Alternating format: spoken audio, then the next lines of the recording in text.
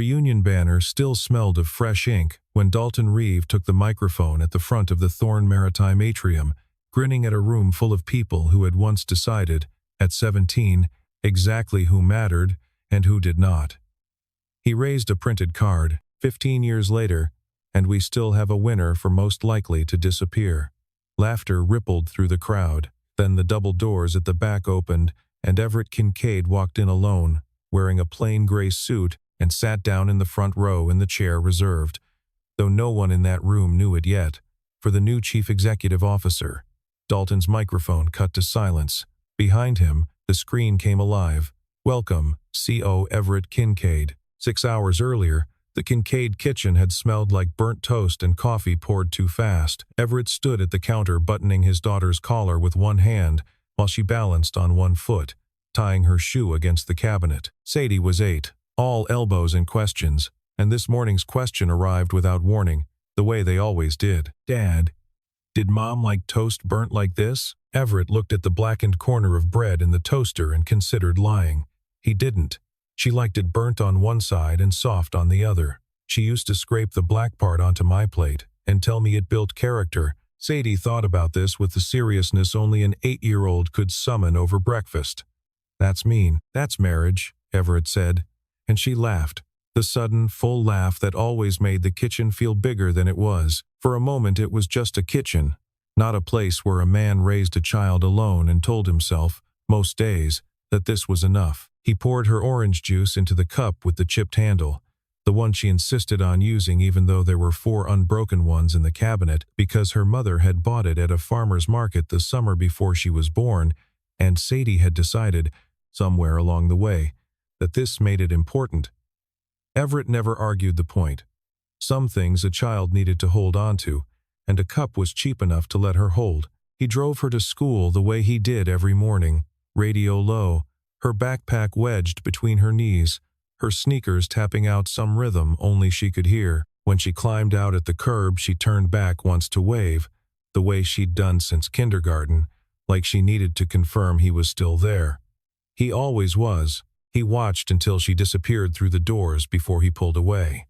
The same small ritual he performed every weekday morning without ever mentioning it to anyone, not even to Miriam, who probably suspected anyway. The office Everett drove to next was small and unmarked, 4 floors above a coffee shop 2 miles from the port, the kind of address that told people nothing about what happened inside it. A folding table, 2 chairs, a laptop older than it should have been for a man of his supposed means.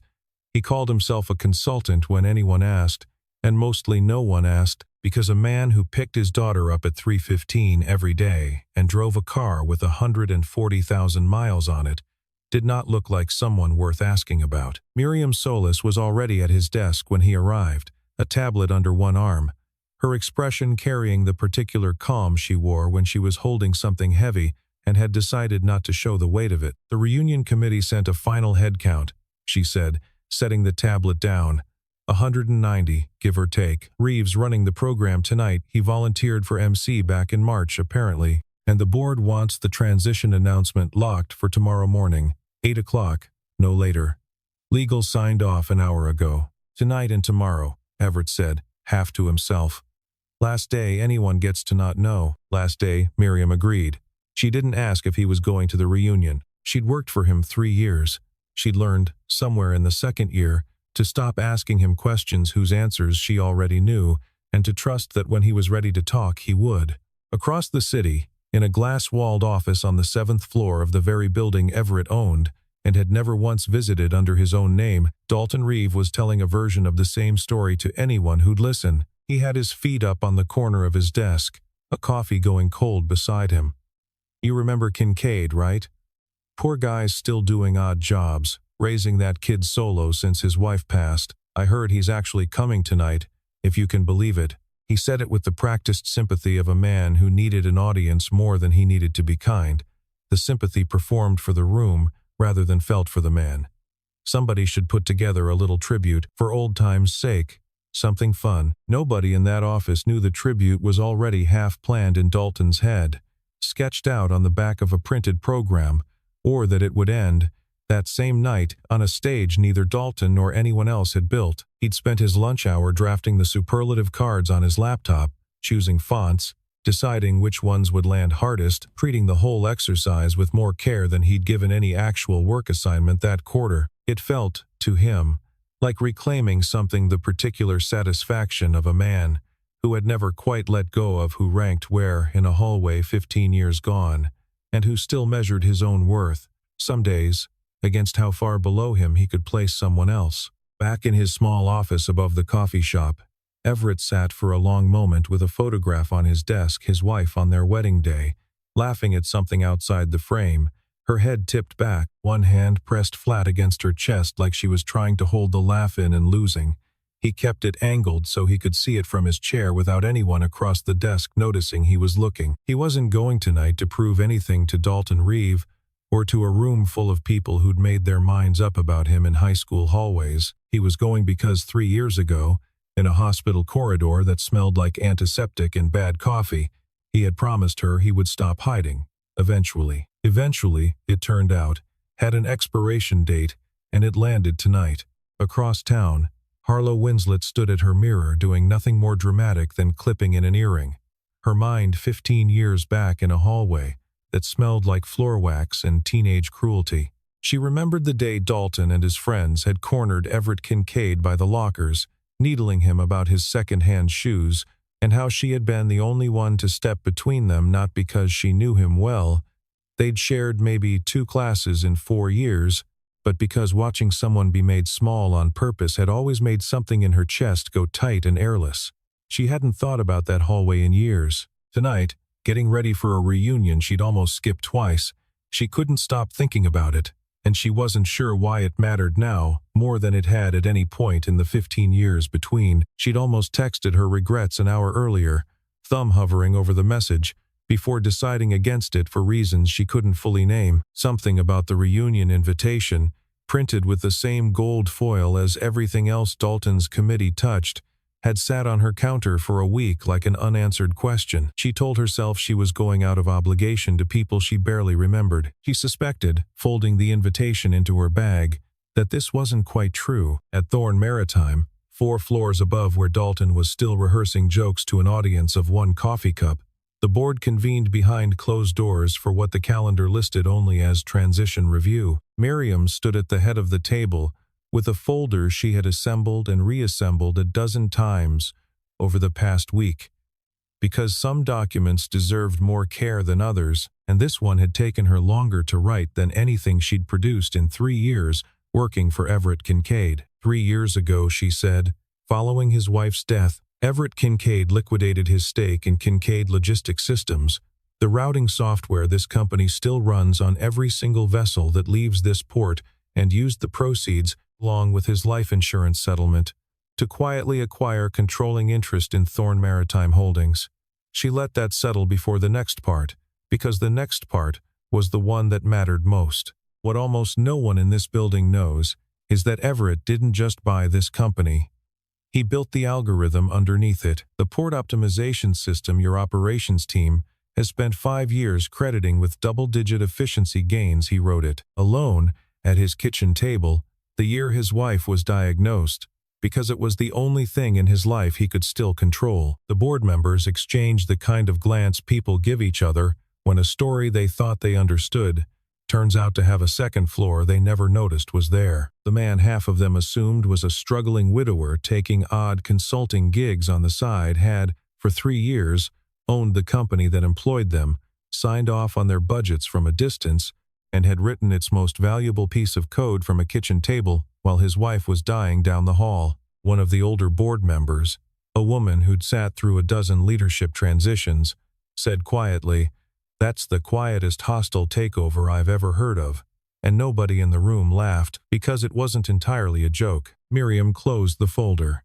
He's kept it quiet because he wanted the company judged on its work, not his name, and because he needed something in his life that wasn't about grief. That ends tomorrow at 8. One of the newer board members, still learning the company's history, asked the obvious question, why come out now?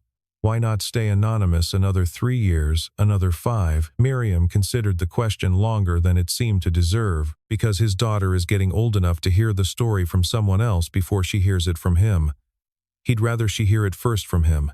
Nobody had a follow-up question after that. Later, alone in his car outside a house he no longer lived in but still slowed down for out of old habit, its porch light on for a family that wasn't his anymore. Everett sat with his hands on the wheel, not driving anywhere yet. In an hour, he would walk into a room full of people who remembered him as the kid who ate lunch alone by the gym doors, the kid whose shoes were always a size too worn. Tonight, for a few more hours, he still got to be nobody in particular. Tomorrow that would end, and some part of him, small, stubborn, tired, wanted to hold on to the anonymity a little longer, the way Sadie held onto a chipped cup. His phone lit up on the passenger seat. A message from Miriam. Tomorrow, everything changes. Tonight, you just get to be yourself. He read it twice, put the car in drive, and went to face them. The Thorn Maritime atrium had been dressed up for the occasion, string lights strung in careless loops across the ceiling beams, a banner reading 15 years in gold foil letters, a slideshow of yearbook photos, looping on a screen no one had told Everett would matter far more than decoration by the end of the night. He walked in and felt the room notice him the way rooms do when they can't quite place someone, a low current of glances that hadn't yet decided what to make of the man in the plain gray suit standing near the entrance. "Is that Kincaid?" someone murmured near the drink table, not quietly enough. "God, I heard he does, like, handyman stuff now." "Odd jobs, freelance consulting," someone else corrected, in the tone people use when the correction doesn't actually help the person being discussed. Dalton spotted him before Everett had made it past the second row of tables and crossed the room with the easy stride of a man who had never once doubted his welcome anywhere he walked. "Kincaid, look at you, man." He clapped a hand on Everett's shoulder, too hard, holding it a beat too long. "Heard you're a single dad now. That's rough, really. How do you even manage, working the kind of jobs you work? Must be tight." "We manage fine," Everett said. Nothing more. He'd learned, over 3 years of hospital waiting rooms and harder conversations than this one, that silence didn't need defending and that most questions like Dalton's weren't actually questions at all. A few feet away, near a table of half-eaten appetizers, Harlow watched the exchange with a discomfort she couldn't quite name yet, the same tightness in her chest from the hallway 15 years ago, rising up unbidden. She thought about saying something. She was a vice president now, and Dalton was a senior director who ran half the port's operations staff and sat 2 doors down from her office, and there was a version of tonight where she stayed quiet because that was easier, because it always had been easier. She almost did stay quiet. Her hand tightened around her glass instead. Everett checked his watch without appearing to, the small, practiced motion of a man who knows, to the minute, what's coming next. 40 minutes, he thought. He didn't smile at Dalton, and he didn't flinch either, and something about his stillness seemed to unsettle Dalton more than any retort would have. It was in that moment, over Dalton's shoulder, that Everett's eyes met Harlow's for the first time in 15 years. Neither of them said anything. Neither of them looked away first. Something passed between them that had no name yet, recognition maybe, or the beginning of it. A thread pulled taut across a crowded room, and then the crowd shifted and the moment closed, though it didn't disappear. Everett found himself thinking about it twice more before the night was over. By 9 o'clock, the reunion had settled into the rhythm. These things always find old jokes, recycled, drinks refilled twice. As a slideshow, nobody was really watching anymore, except for the occasional gasp when someone's decade-old hairstyle appeared. Dalton climbed the small stage set up near the bar, tapping the microphone twice for attention, the way he'd done since high school announcements, like the room existed for the specific purpose of listening to him. All right, one more bit before we let you all get back to pretending you're still 22. He held up a printed card with mock solemnity, turning it over in his hands like a game show host. "We've got a little superlative we never got around to handing out senior year. Better late than never, right? Most likely to disappear." He scanned the room, milking the pause, landing on Everett with theatrical, exaggerated surprise. "Kincaid, come on up here, man. You earned it fair and square." Come on, don't be shy." A ripple of laughter moved through the crowd, uneasy in places, delighted in others, the particular laughter of people who aren't sure if they're supposed to feel bad yet. Harlow stepped forward before she'd fully decided to. "Dalton, come on, that's not funny. It's a joke, Harlow. Relax." He waved her off without even looking at her, already turning back to the crowd, already reaching for the next line in his head. Near the back, a cluster of Thorn Maritime employees laughed along, none of them knowing they were laughing at the man whose signature was on the memo approving their healthcare renewal that year. The social pressure in the room thickened, the particular kind that makes silence feel like the only safe answer, the kind that had followed Everett through hallways once, and had apparently followed him here too. Everett stood, not fast, not dramatic, the unhurried rise of a man who had decided, a long time ago, that he would not perform his own humiliation for anyone's entertainment, no matter how many drinks were in the room. He didn't walk toward the stage. He turned, instead, toward the exit, and that single choice did something the joke hadn't managed.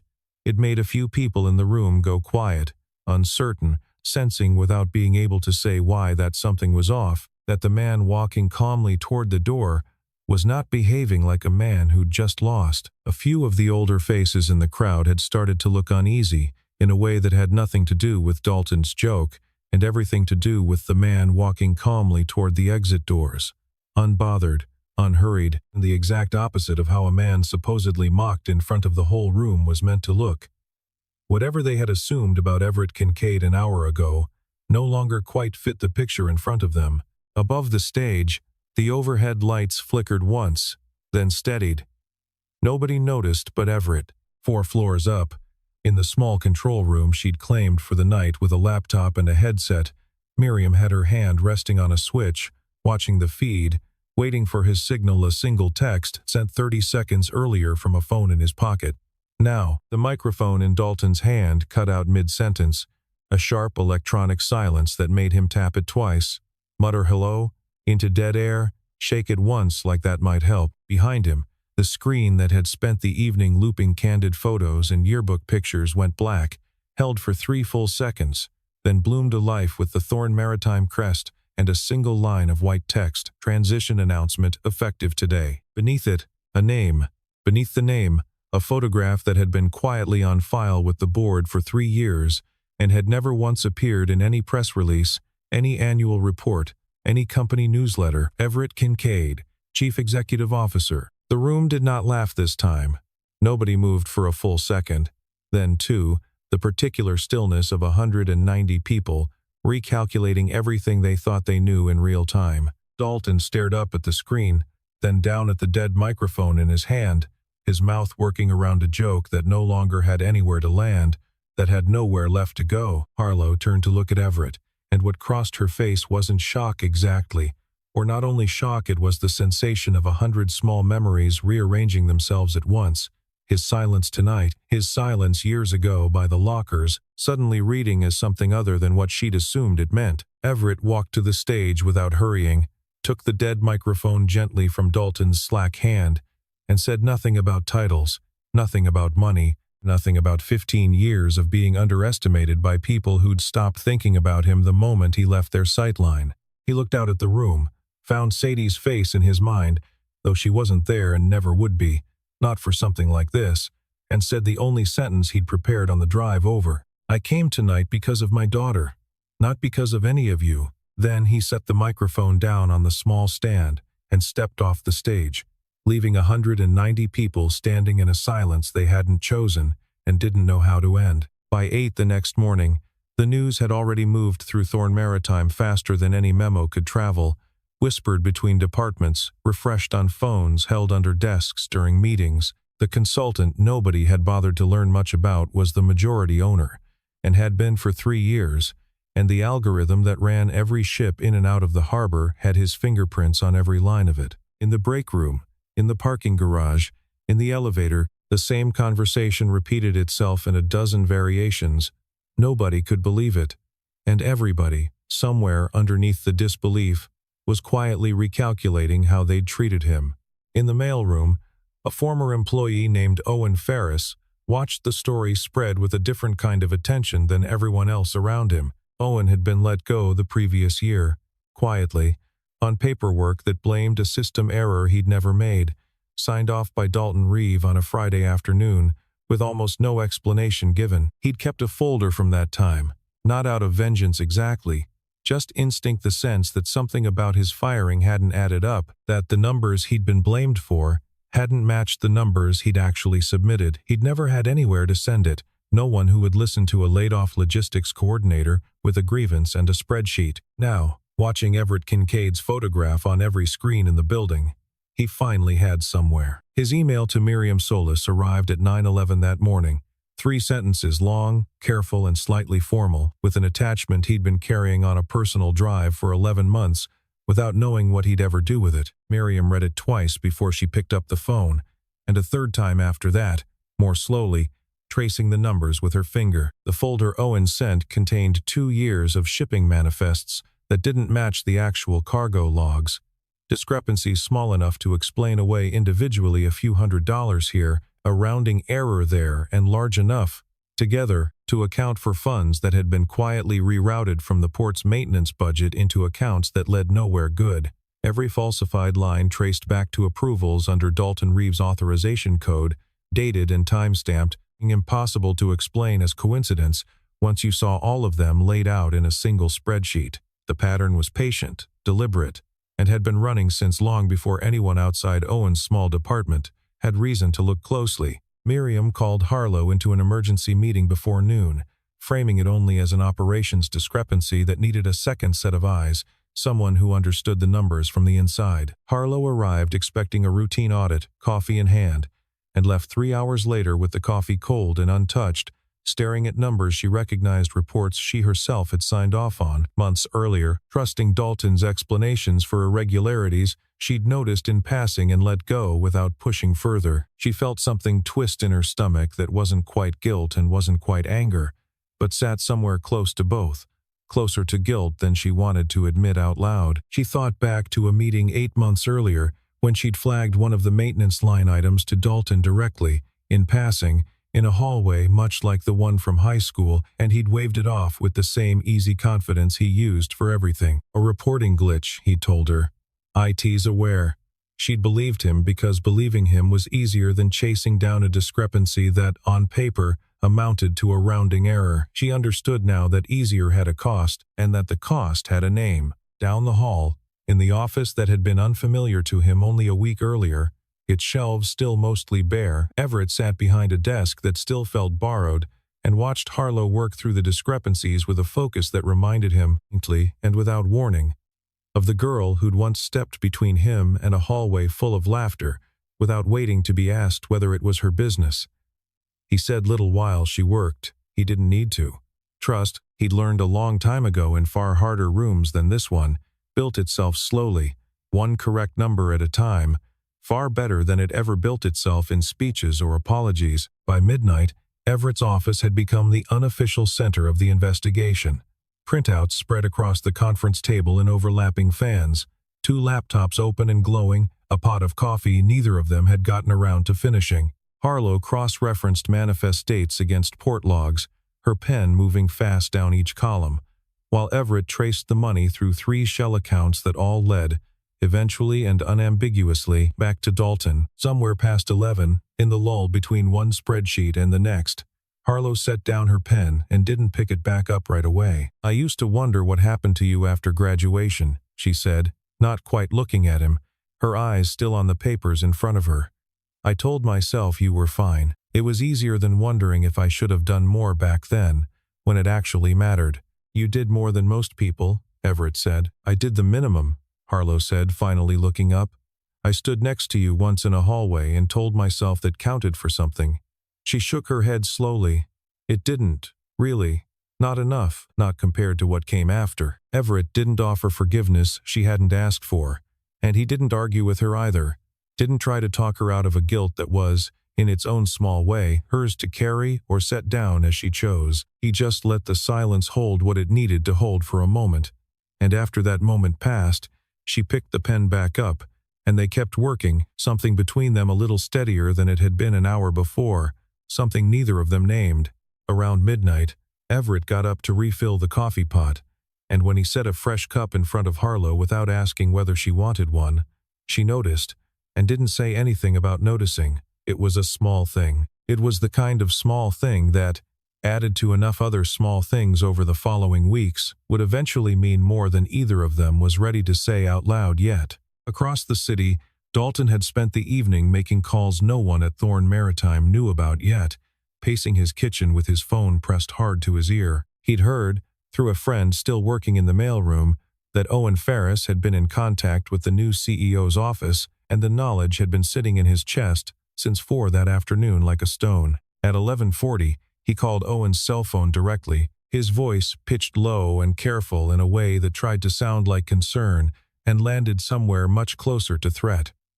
"You want to think real hard about what you send people, Owen. Careers end over less than a misread spreadsheet. I'd hate for that to happen to you twice." What Dalton didn't know was that Owen, rattled and half expecting exactly this kind of call, had left the phone on speaker on his kitchen counter while his roommate, standing a few feet away doing dishes, recorded the whole thing on instinct, the kind of reflex people develop after watching enough stories go the other way.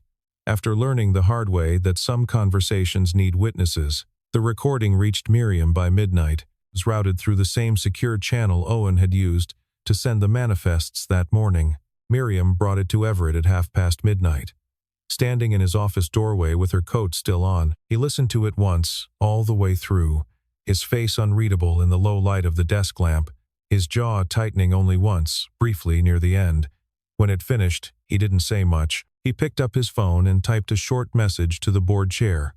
"Emergency session. Tomorrow, 8 a.m. Bring everyone. No exceptions." The board convened at 8 sharp the next morning in the same conference room where, 2 days earlier, they had reviewed Everett's transition file behind closed doors, the same view of the harbor, stretching gray and quiet through the windows. Dalton arrived at 8:15, summoned without explanation beyond a curt email, still wearing the confidence of a man who had never once imagined the meeting might be about him rather than run by him. Everett didn't waste time on preamble. He laid out the manifests first, projected on the screen at the front of the room, the discrepancies mapped against 2 years of maintenance budgets in careful red highlighting, the shell accounts traced in a diagram that took up half the wall, the authorization codes that traced, without exception, back to Dalton's login credentials. Then he played the recording. Dalton's voice filled the room, low and threatening, unmistakably his own, and the color drained slowly out of his face as he listened to himself say the words a second time in front of 9 other people. "You're twisting this," Dalton said. When it ended, his voice climbing towards something close to panic, his hands spread flat on the table. "The budget stuff, that's just sales pressure. Everyone cuts corners sometimes. That doesn't mean It means $1.8 million over 2 years, Everett said, quiet and level, not raising his voice at all, routed away from port maintenance and into accounts with your name attached to every single transfer. Harlow stood then, and the room turned to her. "I saw discrepancies in 3 of those reports months ago," she said, her voice steady though her hands, folded in front of her, were not entirely still. "Dalton told me they were system errors, a known bug in the reporting software. I believed him because I didn't have a reason not to, and because he was my colleague, and I trusted him." She looked at Dalton as she said it, not unkindly, but without softening it either. "I don't anymore." Dalton looked around the table one last time, searching for an ally among faces that had known him for years, and found none. The silence in the room was its own verdict before the vote ever began. The board didn't need long after that. The vote came back 9-1, Dalton's own vote the lone dissent, cast with a hand that visibly shook as he raised it. By 9 that morning his employment had ended, his badge deactivated before he'd made it out of the building, and his file had been forwarded to the local financial fraud division for a full review. Word moved through the building within the hour, the way it always did, though this time nobody laughed and nobody whispered it as gossip. A few of the employees who had chuckled along at the reunion found reasons to avoid the break room that afternoon, uncomfortable in a way they couldn't quite explain even to themselves. Harlow spent the rest of the day fielding quiet, careful questions from her own team, answering each one honestly, without embellishment, without satisfaction either. There was nothing satisfying about watching a colleague's career end, even one who had earned it. 3 weeks later, the building had settled back into something like its normal rhythm, though everyone who worked there now understood the quiet man in the corner office a little differently than they had a month before, not as a curiosity, but as someone whose attention, once earned, tended to stay earned. Owen Ferris returned to Thorn Maritime that week, not to the position he'd lost, but to a better one, in a department that reported, however loosely, up through Harlow, now a correction the company owed him and had finally properly made, with back pay included. Harlow and Everett fell into an easy working rhythm that surprised them both. Meetings that ran a little long without either of them minding much, silences between them that had stopped feeling like something to fill with unnecessary words.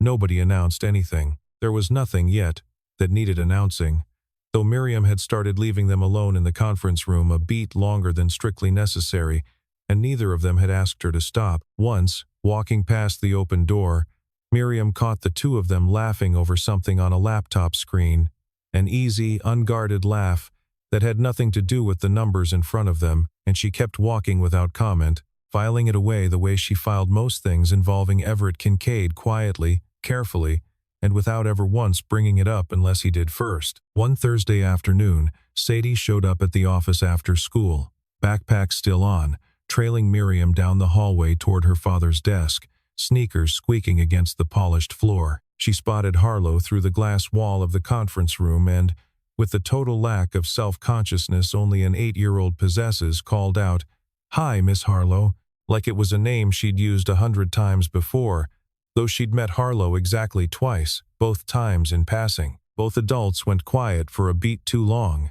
caught somewhere between amusement and something neither of them wanted to name out loud, yet in front of a child who was already halfway to the vending machine. Everett recovered first, waving Sadie over, asking about her day, and the moment passed the way small, telling moments due noticed, unspoken, filed away carefully by both of them for later. That evening, for the first time, Harlow came to dinner at the Kincaid house. Nothing about it was formal pasta that Sadie helped stir standing on a step stool, a salad Sadie refused to touch on principle, a spilled glass of water that Everett wiped up without comment or complaint. Sadie asked Harlow question after question with the relentless curiosity of a child meeting someone new who mattered. Whether her father is your boss, whether she likes dogs, whether she's ever been to the aquarium. Harlow answered every one of them seriously, treating each question with the same weight Sadie gave it, which seemed to matter more to the girl than any of the actual answers. By the end of the meal, Sadie had decided, with the swift and absolute judgment of an 8-year-old, that Harlow was allowed to stay, and announced this verdict out loud, unprompted, over dessert, as though it were simply a fact that needed recording. There was a particular kind of quiet that settled over the table by the end of the meal, the quiet of people who had stopped performing for each other, and it said more than any toast could have. The following Saturday, Everett, Harlow, and Sadie walked the old boardwalk along the Savannah waterfront, past the same stretch of harbor where, 3 years earlier, Everett had first sketched the routing logic that would eventually become the algorithm running every ship in the port, back when he was doing math at a kitchen table just to keep his hands busy while his wife slept upstairs. Sadie ran ahead the whole way, crouching every few yards to inspect a shell, holding up the good ones for approval, before tucking them carefully into her jacket pocket, narrating her finds to no one in particular. The harbor smelled the way it always did in late afternoon, salt and diesel and something warmer underneath, and somewhere out past the breakwater a container ship moved slowly toward open water, the kind of vessel whose route, Everett knew without needing to check, had been calculated by a piece of code he'd written at his kitchen table 3 years earlier. He didn't mention it. Some things didn't need saying out loud to matter. Everett and Harlow slowed without deciding to, falling into step a little behind her, close enough that their arms brushed once and neither of them pulled away from it. "You said something that night at the reunion," Harlow said, watching Sadie crouch over another shell farther down the boardwalk, "that you came because of your daughter, not because of any of us." "I meant it." "I know you did." She glanced over at him. "Is that still the only reason you're here now? On this boardwalk, I mean. With me?" Everett didn't answer right away. He watched Sadie straighten up, shells cupped carefully in both hands, the late afternoon harbor light catching the water behind her in a long gold line. Then, without a word, he reached over and took Harlow's hand, an ordinary gesture that carried the weight of every quiet room they'd sat in together over the past month, every late night over spreadsheets, every silence that had stopped needing to be filled. Harlow's fingers closed around his without hesitation. Sadie turned back just then, catching sight of them standing there, hands together, and said nothing at all, just grinned. The specific, unguarded grin of a child who understood, without needing it explained to her, that something good had quietly settled into place. Then she turned and ran off again toward the next shell, her sneakers slapping against the boardwalk, leaving the two of them standing together at the edge of the water. Neither of them needed to say anything more. The harbor had already seen enough.